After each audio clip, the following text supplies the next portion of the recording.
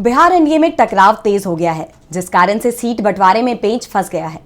एक सप्ताह पहले बीजेपी नेताओं की तरफ से दावा किया जा रहा था कि सीट बंटवारे का फॉर्मूला तय हो गया है, लेकिन अब तक इसका ऐलान पार्टी नहीं कर पाई है।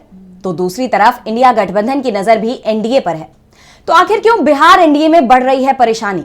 देखिए ये रिपोर्ट। बिहार एनडीए में परेशानी बढ़ती जा रही है। इसी के चलते सीटों के बंटवारे का ऐलान नहीं हो पा रहा है। पशुपति पारस के नेतृत्व वाली राष्ट्रीय लोक जनशक्ति और उपेंद्र कुशवाहा का राष्ट्रीय लोक मोर्चा, हिंदुस्तान अवामी मोर्चा अभी तो एनडीए में है, लेकिन सीटें मनमाफिक नहीं मिलने की आशंका से दोनों की नाराजगी बनी हुई है। माना जा रहा है कि बात नहीं बन पाने की स्थिति में दोनों बिहार में आरजेडी के नेतृत्व वाली इंडिया गठबंधन में शामिल हो सकते हैं और इसी के चलते आरजेडी ने बिहार में सीटों के बंटवारे का ऐलान नहीं किया है। दरअसल पशुपति पारस बीजेपी से 6 सीटें मांग रहे हैं, लेकिन बीजेपी ने पशुपति की जगह उनके भतीजे चिराग को एलजेपी कोटे की सीटें दे दी हैं।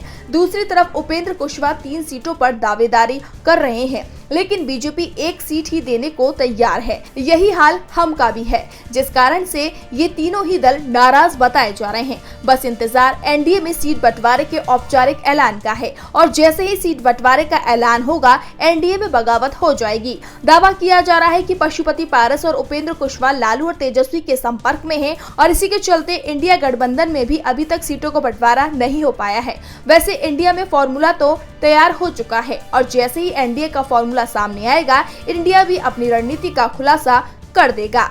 डीबी लाइव की रिपोर्ट।